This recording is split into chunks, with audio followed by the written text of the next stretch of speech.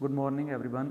मैं उम्मीद करता हूँ कि आप लोग सब लोग खैरियत से होंगे। जैसे कि आप लोग जानते हैं कि लॉकडाउन की वजह से आप लोग सब अपने घरों में मौजूद हैं, तो इदारे की तरफ से और प्रिंसिपल साहब की तरफ से आप लोगों के लिए ऑनलाइन क्लासेस का इजरा किया गया है। तो मैं उम्मीद करता हूँ कि आप हमारा जो पेज है यूट्यूब पे CTT स्मार्ट लर्निंग को विज़िट करते होंगे और आपको वहाँ पर डेली वीडियोज़ लेक्चर्स की मिलती होंगी। तो आज हम लोग शुरू कर रहे हैं बेसिक इलेक्ट्रॉनिक्स का एक नया चैप्टर नंबर 7, जिसका नाम है स्पेशल सॉलिड स्टेट डिवाइसेस के नाम से। ये चैप्टर भी एक जिस तरीके से हमने पहले पढ़ा था, जिसका आप लोगों को अगर याद हो, एक स्पेशल मतलब के नाम था उसका। उसके अंदर जितनी भी हम लोगों ने डिवाइसेस पढ़ी थी, जितने भी हम लोगों ने कंपोनेंट पढ़े थे, वो क्या थे? वो स्पेशल एक ख़ास तरतीब से और एक ख़ास वर्किंग में क्या करते थे, काम करते थे। ये उन्हीं का ही एक आप समझ लें कि नेक्स्ट एक चैप्टर है जिसका नाम स्पेशल सॉलिड स्टेट डिवाइसेस है। इसके अंदर हम लोग जिस कंपोनेंट को सबसे पहले स्टडी कर रहे हैं उसका नाम है यूनी जंक्शन ट्रांजिस्टर। हम इसको UJT भी कहते हैं। यूनी जंक्शन ट्रांजिस्टर से आप लोगों के जहन के अंदर एक बात आई होगी, जो कि क्या होगी? ट्रांजिस्टर के बारे में होगी। आप लोगों ने ट्रांजिस्टर को पढ़ा है, क्लास के अंदर भी हम लोगों ने इस चीज़ को बड़े अच्छे तरीके से डिस्कस किया है कि ट्रांजिस्टर बेसिकली होता क्या है। आप लोग अगर इस चीज़ को रिकॉल करेंगे तो आपको इस चीज़ की समझ आ जाएगी। हमने बहुत डिटेल के अंदर जाकर ट्रांजिस्टर को स्टडी किया था। चैप्टर नंबर 4 आप लोगों को याद होगा, BJT के नाम से, बाइपोलर जंक्शन ट्रांजिस्टर। बट यहाँ पर जो सा हम ट्रांजिस्टर की बात कर रहे हैं वो है एक स्पेशल ट्रांजिस्टर जिसका नाम है यूनी जंक्शन ट्रांजिस्टर। यूनी का मतलब है कि बाइलैटरल, जिसका एक ही जंक्शन है। ठीक है, यहाँ पर अगर आप देखो तो ये इसकी क्या है, कंस्ट्रक्शन बनी हुई है। अगर आप देखें तो यहाँ पर क्या है कि ये एक N टाइप की बार है। ठीक है, ये N टाइप की बार है और यहाँ पर हमने P को क्या किया हुआ है, P टाइप को डिफ्यूज़ किया गया। ठीक है, और यहाँ पर अगर हम देखें तो यहाँ पर ये क्या है, एक PN जंक्शन बन रहा है। ठीक है, और इसी तरीके से ये क्या है, हमारे पास ये सिलिकॉन का N टाइप एक बार है। अगर आप गौर करें यहाँ पर तो दोनों साइडों पे क्या हैं, बेसिस हैं। ये बेस 1 है और ये बेस 2 है। जो P हमारे पास जंक्शन है, ये B1 की निस्बत B2 के, मतलब के बेस 1 की निस्बत बेस 2 के क्या है, ज़्यादा करीब है। ठीक है, इस चीज़ को आपने अपने जहन के अंदर रखना है। अगर मैं आपको रिकॉल करूं और दोबारा से वो बात बताऊं कि देखें, आपको याद होगा कि ट्रांजिस्टर के क्या थे, उसके भी 3 टर्मिनल थे। बट उसके अंदर क्या था, हमारे पास एमीटर था, बेस था और कलेक्टर था। यहाँ पर भी क्या है, हमारे पास 3 टर्मिनल है, मगर वो तीनों में क्या है कि डिफरेंस है। यहाँ पर हमारे पास एमीटर है, बेस 1 है और बेस 2 है, मतलब 2 बेसिस मौजूद हैं। बेसिकली ये इसके अंदर क्या है, एक स्पेशलिटी है जिसको आप क्या कर सकते हो, उसमें से डिस्टिंग्विश कर सकते हो, उसमें से अलहदा कर सकते हो। ये इसका क्या है, एक सर्किट सिंबल है, आप इसको देख सकते हैं। सर्किट सिंबल के अंदर यहाँ पर आप देखेंगे ये B1 है, ये इसकी बेस 1 है और ये क्या है, ये बेस 2 है। यहाँ पर अगर आप देखोगे तो ये मीटर है और यहाँ पर एरो क्या है, ये टिल्ट है। इसका मतलब क्या है कि जो चार्ज कैरियर हैं यहाँ पर भी एमीटर के रास्ते क्या हैं, बेस की तरफ फ्लो कर रहे हैं। ठीक है, अगर आप इसके बाद हम बात करेंगे इसकी बाइसिंग ऑफ UJT की। बाइसिंग का क्या मतलब है, आप लोग बखूबी वाकिफ़ हैं कि जो कंपोनेंट है उसको क्या करना है, बैटरी के साथ जोड़ा। अब यहाँ पर आप देखें तो यहाँ पर हमारे पास 2 बैटरीज मौजूद हैं। एक बैटरी है उसका नाम है VBB, इसका मतलब है बेस टू बेस वोल्टेज, और एक बैटरी है उसका मतलब क्या है, VEE, इसका मतलब क्या है, एमीटर टू एमीटर वोल्टेज। अब ये बेसिकली हमारे पास जो UJT होता है, ये बेसिकली फॉरवर्ड बाइस के ऊपर क्या करता है, वर्किंग करता है। हम इसको मज़ीद डिटेल के अंदर पढ़ेंगे।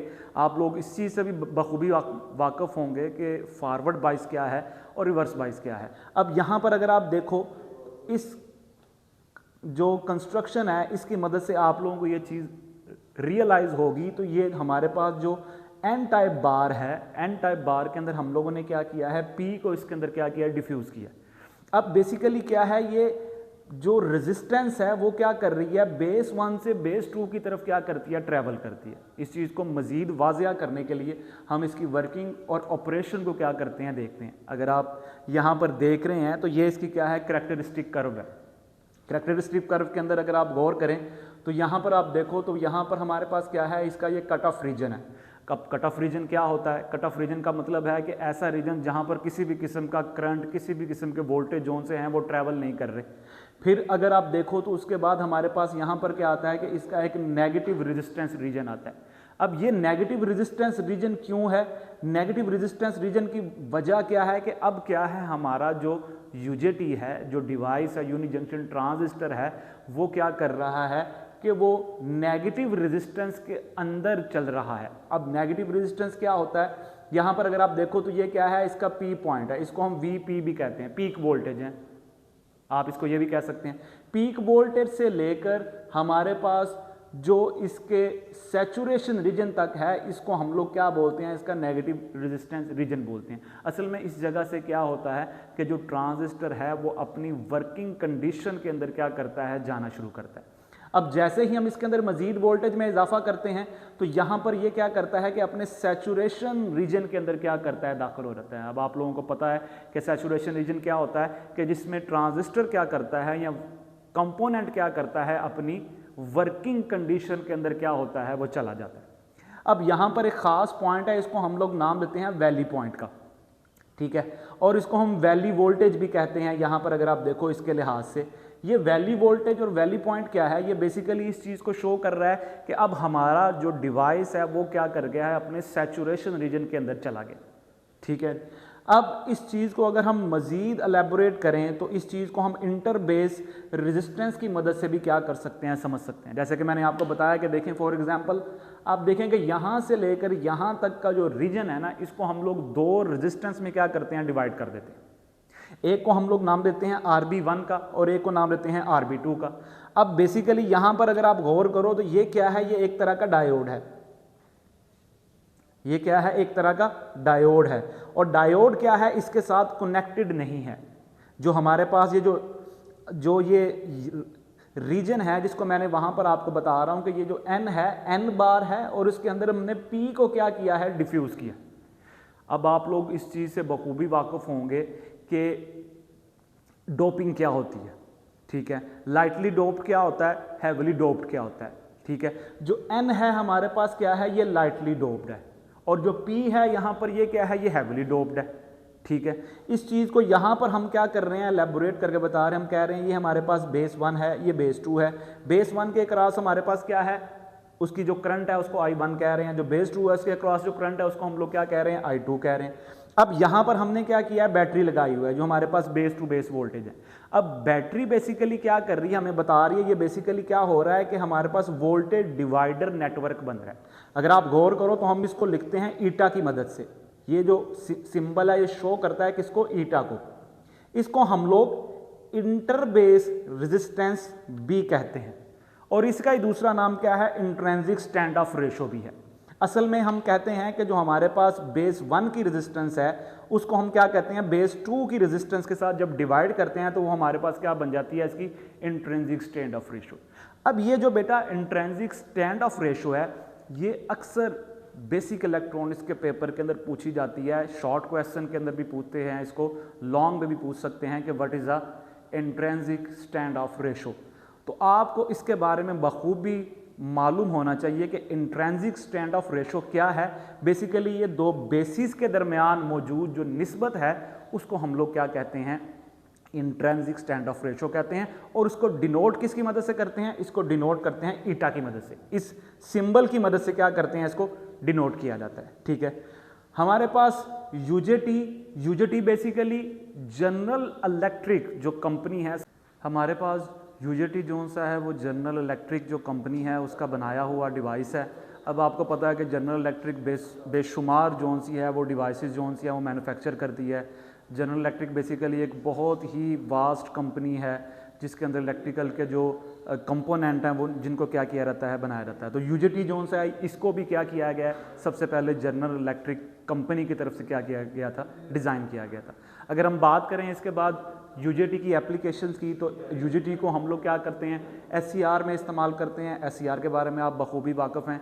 एससीआर क्या है, सिलिकॉन कंट्रोल रेक्टिफायर है, और सिलिकॉन कंट्रोल रेक्टिफायर की जो डिवाइस ट्रिगरिंग है उसके अंदर क्या किया जाता है, इसको इस्तेमाल किया जाता है, ठीक है। फिर उसके बाद फेज़ कंट्रोलिंग के अंदर इसको इस्तेमाल किया जाता है। फेज़ कंट्रोलिंग से भी आप लोग बखूबी वाकिफ़ हैं कि फ़ेज़ कंट्रोल क्या है। फॉर एग्जांपल हमारे पास ये फेज़ है, अगर मैं इसको कंट्रोल करना चाहता हूँ 90 डिग्री से लेकर 180 डिग्री के एंगल के अंदर, तो मैं क्या कर सकता हूँ कि UJT की मदद से इसको इसी एंगल के अंदर रहते हुए क्या कर सकता हूँ, कंट्रोल कर सकता हूँ। इसकी सिंपल सी मैंने एग्जाम्पल अक्सर आपको क्लास में भी देता हूँ।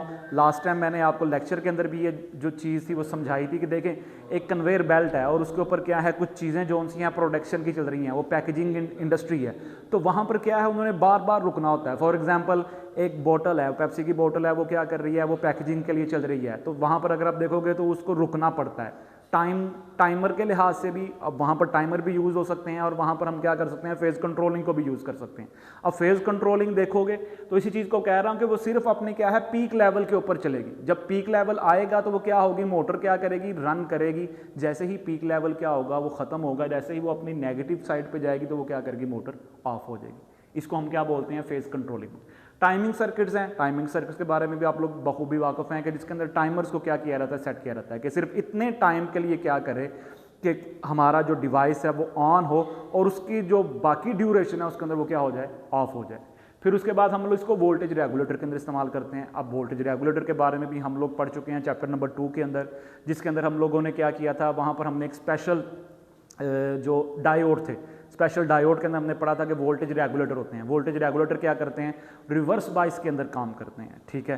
तो यहाँ पर जो हमारे पास ये जो हमारा UJT है, ये भी क्या है कि इसको हम लोग वोल्टेज रेगुलेटर्स के तौर पर भी क्या कर सकते हैं, इसको इस्तेमाल करवा सकते हैं, ठीक है। मैं उम्मीद करता हूँ आपको आज के मेरे लेक्चर की समझ आई होगी। अगर आपको किसी भी किस्म का डाउट है, कोई भी आप लोगों का मसला है, तो आप जो हमारा ग्रुप है व्हाट्सएप के ऊपर बना हुआ, उसके अंदर मेरे से इस चीज़ के बारे में पूछ सकते हैं। खुदा हाफिज़।